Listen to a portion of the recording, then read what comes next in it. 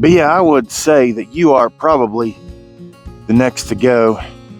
You or your mother, 26 there to the right, but you, Miss Bia, look like you're giving me the most sign.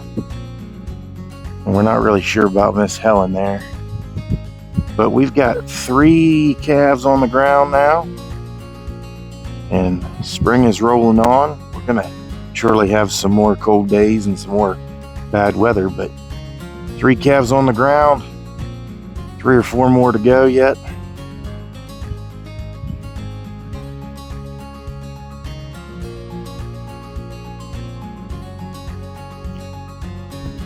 The thing about this time of year is you get all that sunshine and everything's starting to green up. Even the field where they're in right now is starting to green up. And green up on the very slightest of sense. There's some green coming on, but it's not really bursting out yet. The trees aren't even starting to light up around here yet. But the cows think, well, we got a taste of green grass or we got a taste of something, so they find a pathway out and they're going to do everything in their power to get out. So now I've got to get back to reinforce my fence because a couple of these little calves from last year keep finding their way out, and the big ones aren't far behind that, I'm sure.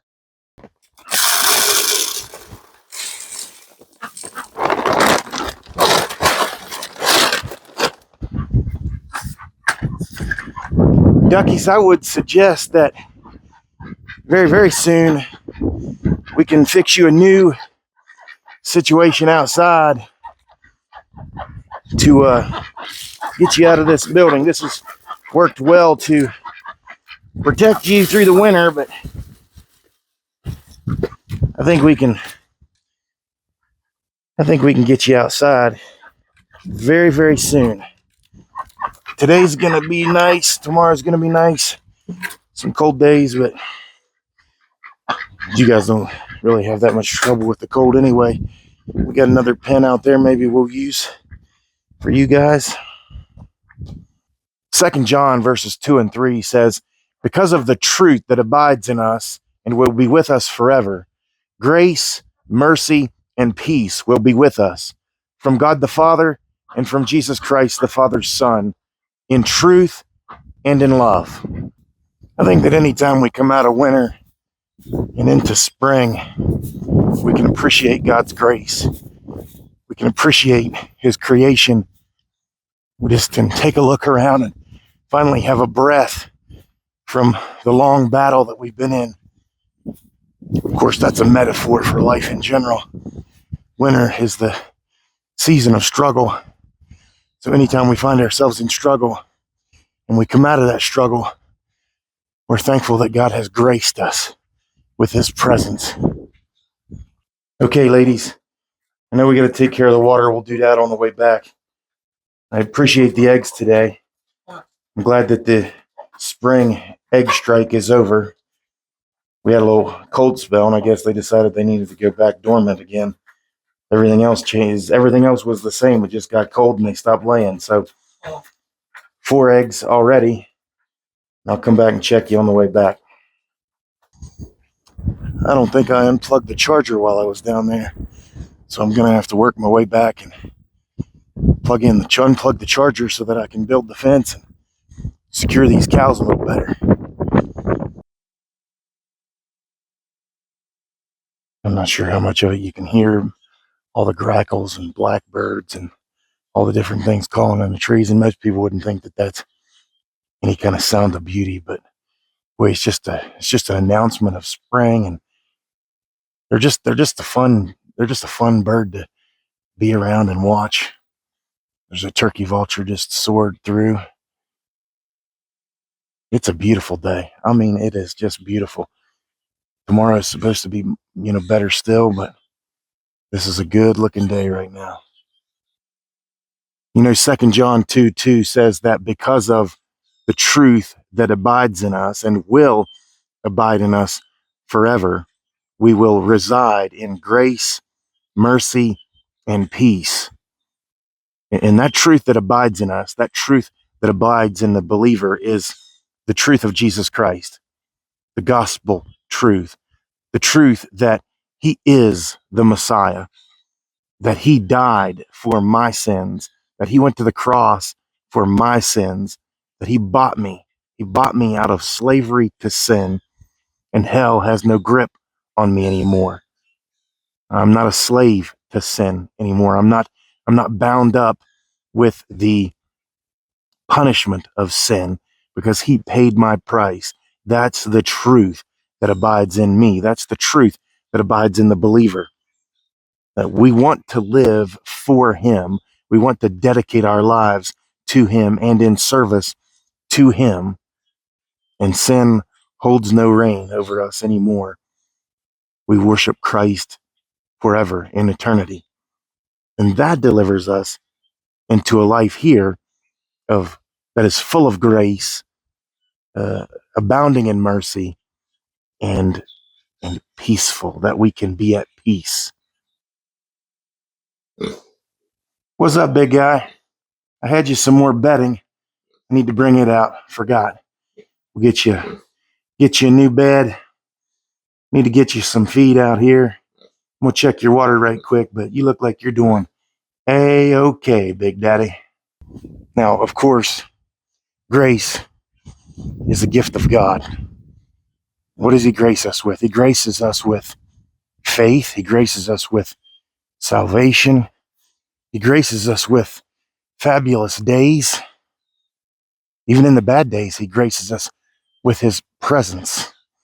He's with us always. Grace is God giving us. God has gifted us his son, Jesus Christ. He gave his only son that we might not perish but have everlasting life. You hear that splishy splash water, bud? Coming to see what's going on?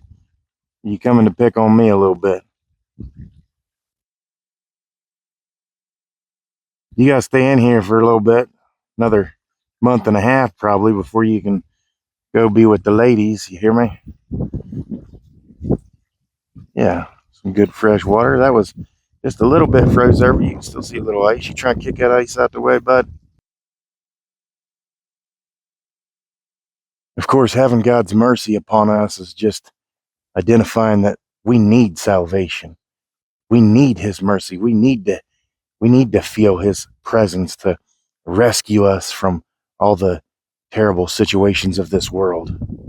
God's gift, God graces us with his presence, God's gift of salvation, and the mercy that we feel, the mercy that has been delivered to us, that we have some place to go, that we don't have to fight these battles alone, whether it's in our physical bodies or someone outside of us, or just all the different ways that the world troubles us.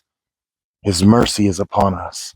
Now, I had thought about moving the cows out of that sacrifice pen down there and bringing them to this area where we kept the pigs, because they can't really do any damage there. And if we brought some hay in there, we would, we'd put some biological matter, we'd put some carbon back on that soil there. But I just wonder if that's too close to the bull. Will he get too excited and cause too much trouble? If I do that, I'm gonna have to make sure all the fences are correct. The windstorm from the other day made the trash problem even worse. I had enough trash to pick up anyway, but it kind of must have made a whirlwind in the barn and everywhere else. Kind of got things blown everywhere that I just need to get out here and pick up. There's a lot to do. I just gotta find a real good motivation in the mornings to just get things done. Because of the truth that abides in us and will abide in us forever, the believer, because of the truth that abides in the believer and will abide in us forever, grace, mercy, and peace will be with us from God the Father and from Jesus Christ, the Father's Son. Grace, mercy, and peace. This is a peaceful day. God has delivered me to peace in my being today. Just to be out here and appreciate the changing of the seasons, to be alone with him. Of course, being a little fearful of taking the letter too individually, a little bit out of context, and applying it too personally, too individually. We gotta remember that this letter is most likely, most definitely written to a church, to a body of believers. So when it says that we will have grace, mercy, and peace, grace, mercy, and peace will be with us. It will be with us as the body of believers. Of course, we experience individual peace. We see his grace individually. We feel his mercy individually. But we feel it much greater when we're in a body of believers, when we've joined a church, when we've joined a local church and we've become members of that body, not satellites, but members, pieces of the body. Dot, your nose is all dirty. What was you digging in? What was you digging in? Was you looking for a thank you? Huh? Was you looking for one? You should just calm down. I mean, I look around, see all the trash we got to pick up. We got a lot to do. Yeah, I better get busy, girl. I better get busy. Grace, mercy, and peace through God the Father and Jesus Christ, his Son, in truth and in love. And those two things qualify each other, in truth and love. In truth, that we don't let truth get mangled because of love. We don't say we love someone so much that we forget about their behaviors, that we don't pay attention. And maybe in a body of believers, maybe in a family, maybe in any situation in public life or anything, that we let our love for someone overpower the need for truth. That truth must be present in love, that because we love someone, we want the truth to be known. And likewise, we don't let truth just trample all over love, that we just aren't so rampant in our declaration of truth that we stomp all over somebody, that we throw love out the window and have no concern for it. Grace, mercy, and peace in truth and love.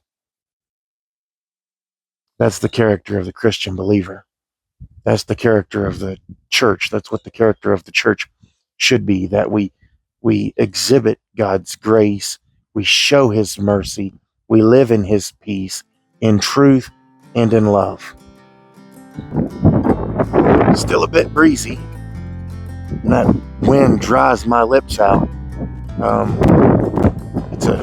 That has to be a factor of Bell's palsy, because I never had that before. And for some reason now, since I've had Bell's palsy, my lips dry out so terribly. The wind has such a big effect on my mouth. It makes it difficult to speak because it seems like they stick together. So I apologize for that. But boy, does that sun feel nice. The sun feels nice on my skin. Even the breeze is a nice cleansing breeze, and you can feel it across your body, and it just feels wonderful. I didn't intend to have this sacrifice pin. I guess that's a little bit naive. We're gonna have to have somewhere. Cattle have to have somewhere to go. If we don't have a sacrifice area for them, or if we don't have the ability to move them around, and we couldn't move them around in January, there was 3 feet of snow. Very difficult conditions in January. So we ended up with this sacrifice pin. Now this pin has a lot of organic material on it. Maybe next year I'll be able to pick another pin, but if not, we're going to have to come up with a different lot or something, or in a barn or somewhere where we can keep them to do less damage to this particular pin. Anyway, it's just a beautiful day. I better get busy getting some things done. Y'all have a great day. Love y'all.